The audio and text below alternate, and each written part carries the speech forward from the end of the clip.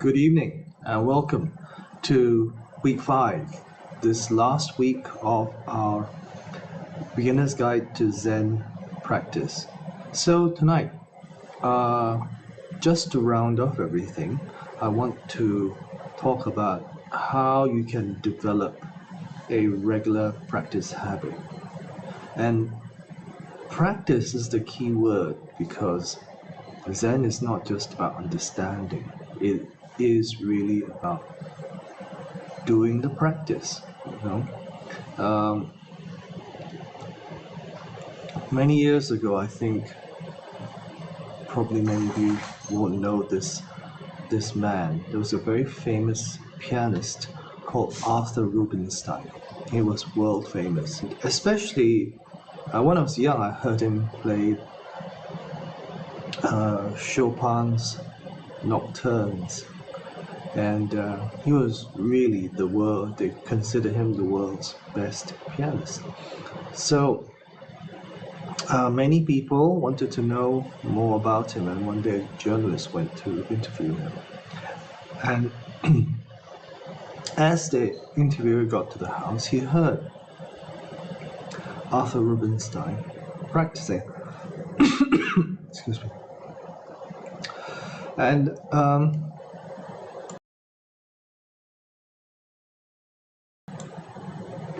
anyway, in the course of the interview, he asked this great pianist, "Why do you practice every day? You're already the world's best pianist. You don't have to practice, really, do you, anymore? Because nobody can touch you, you're the best." Then Arthur Rubinstein looked at him quite solemnly and said, "There's a very good reason why I practice every day for at least 3-4 hours. And the reason is this: if I don't practice for one day, I will notice it." And he was already in his 60s or 70s. Then he said, "If I don't practice for 2 days, my critics, the music critics, will notice it. If I don't practice for 3 days, the whole world will notice it." Okay, so that's practice. Even the best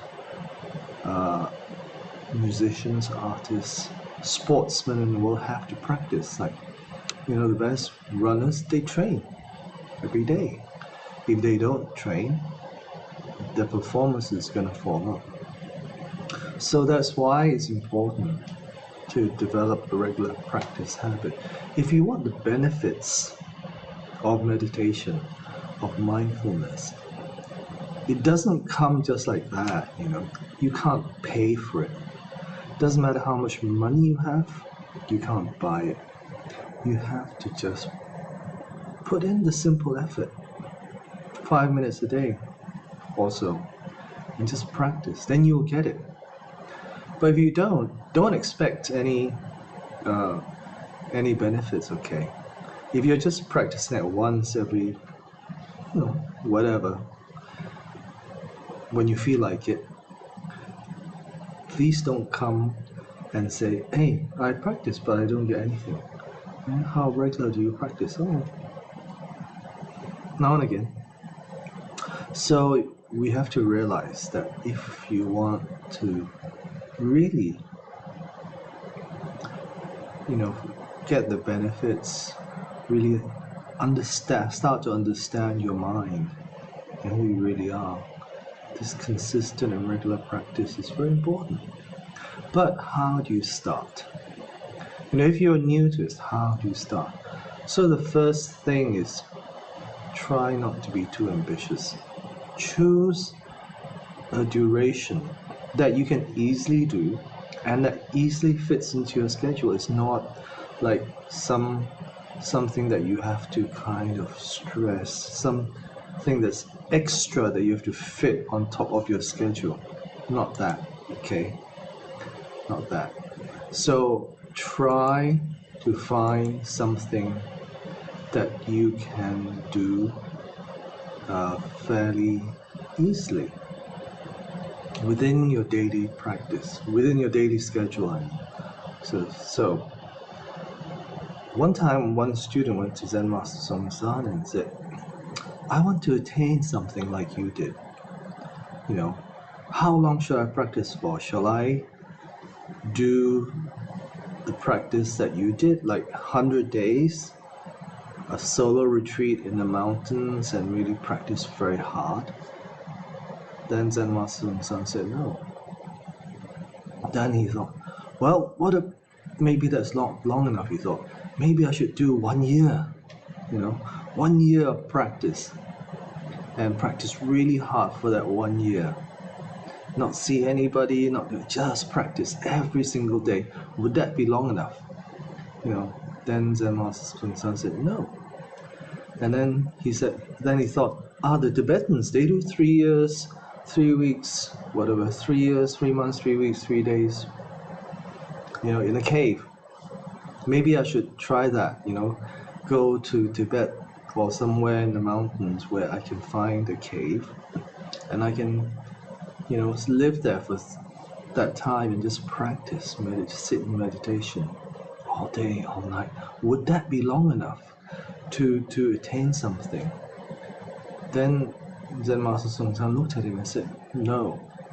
So this guy was very frustrated. How long do I have to practice before I can get something? So then he asked, so how long? Then Zen Master, how long?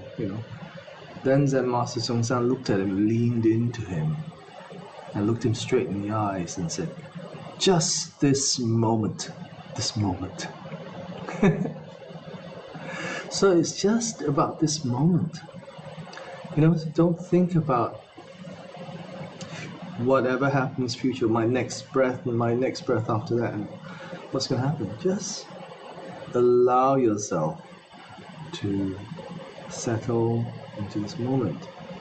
So try not to sort of work yourself up into some kind of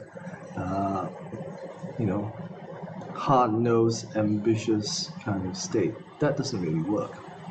So try not to make it too severe either.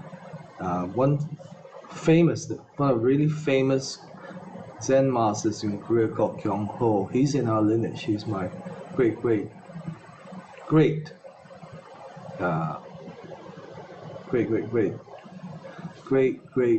grand teacher.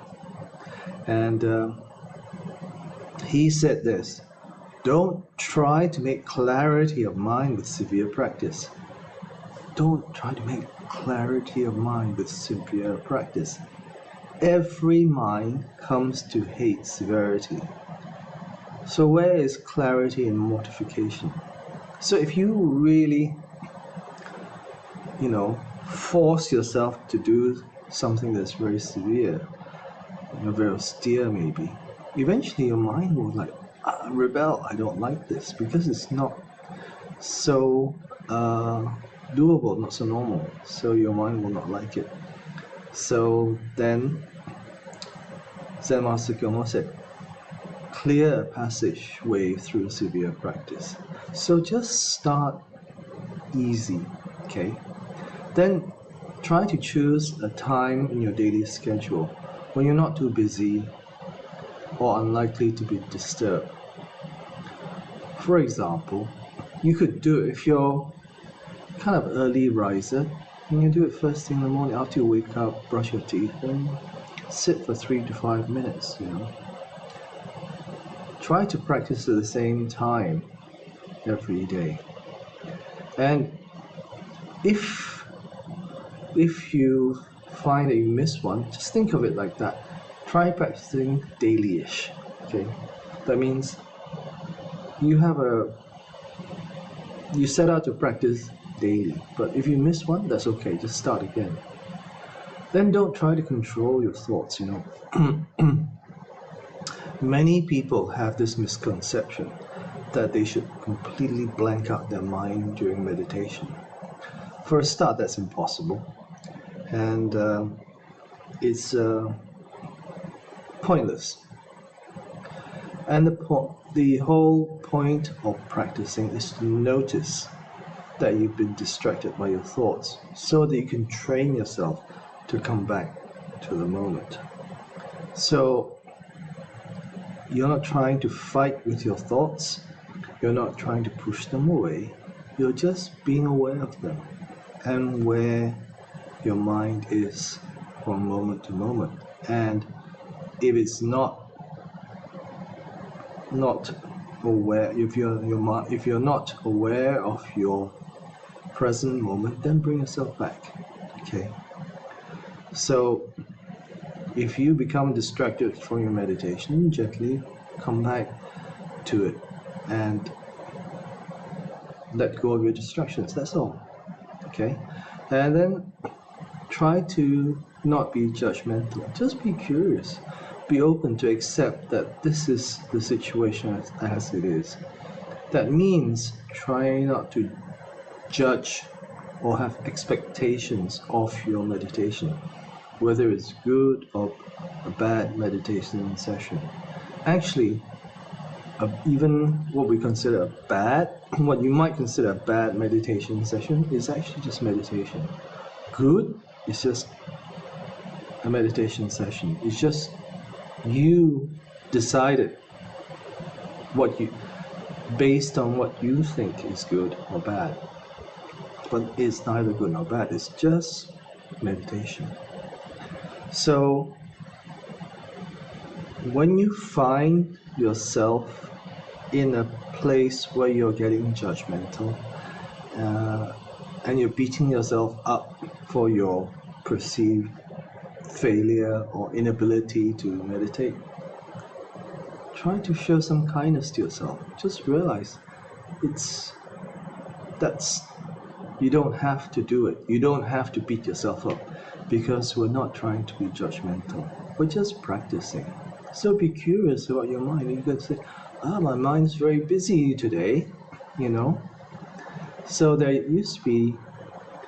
was a Zen master in China who used to practice in the middle of a market every morning just to test his ability to be present. And some days he'd say, today mind very busy. So he was just doing the practice, not judging it, just being aware of your mind from moment to moment. That's all. So be curious, not judgmental. Then you need to pick one kind of meditation technique. And as I've said before, the best meditation technique for you is the one that you will do consistently and regularly. There is no one meditation technique that is best for everybody. There is no such thing as this one size fits all. Everybody is different. Everybody has different kinds of character, or we can say karmic habits or affinities. So you will find that one particular method attracts you more. You feel more comfortable with it, you feel more grounded with it. So do that one. And just once you find your whatever is suitable for you, then stay with it. It will get boring after a while. It will feel as though you're not making any progress. That is the nature of our mind. If you have to do something which is the same thing for a prolonged period of time, let's say you work in a factory and you have to do the same repetitive task for 8 or 10 hours a day, like some of these factories in China or even here. At the beginning it may be quite interesting, but after a while it just becomes routine, and after a while it just becomes boring. Okay? And that is the nature of your mind. Your mind says, it's boring, let's do something else, because your mind wants excitement. Okay, so we try to feed it all this excitement, whether it's food or entertainment or TV or scrolling social media. That's why, TikTok and Instagram are so popular, because it kind of, your mind feeds on this. So it's going to get boring. So if you realize it's going to get boring, okay.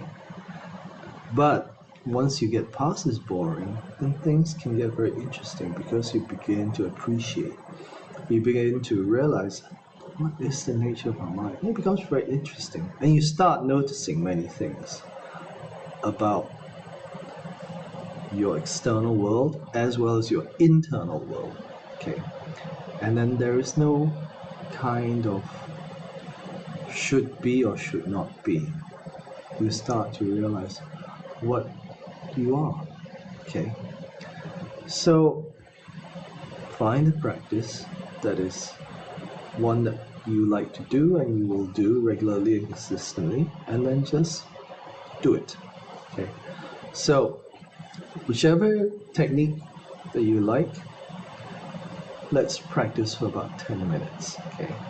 So shift around, find a comfortable posture for yourself. Alert but upright, and have the intention in your mind to pay attention for the next 10 minutes or so. And then settle into meditation, whichever technique you want to use, whether it's awareness of your breath or counting your breath, or just open awareness, or any other technique that works for you. Do it.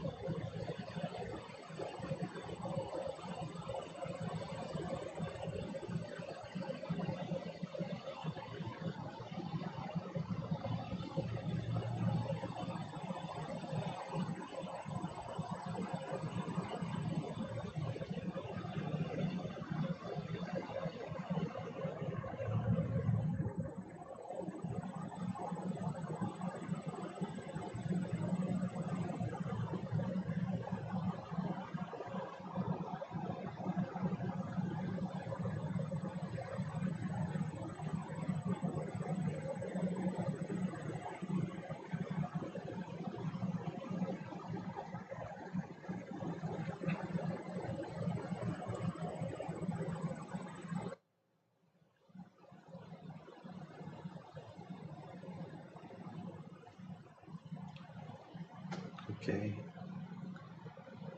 Taking your time. When you're ready, open your eyes and bring your awareness back to the room again. Okay, great. So this is the end of the Beginner's Guide to Zen. 5 lessons, 5 classes. And if you want to review them, please check out our YouTube channel or this Facebook page. Will have created a playlist of these 5 classes that you can review over and over again. So thank you for joining us on this journey. And next week, we'll be doing regular meditation this time. So join me and put what you have learned from this course into practice. See how it goes. So we'll do meditation at half an hour, starting at 8:30 on Thursday night Malaysian time. So do join me then. And in the meantime, do have a great end to the week and a lovely week ahead. Thank you for listening and take care.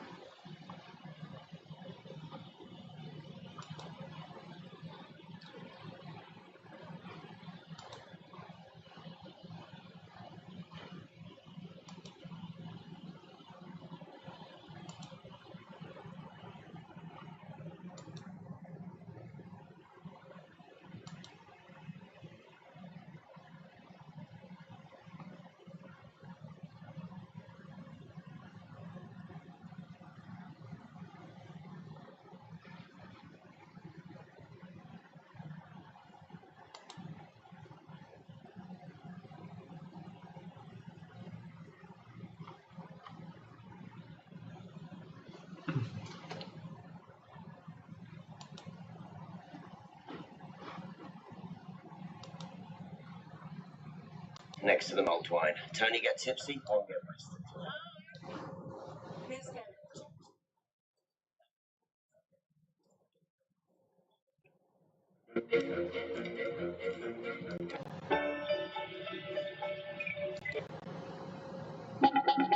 He wants to be with me. Please tell me you had nothing to do with this turn. I know, Stephen.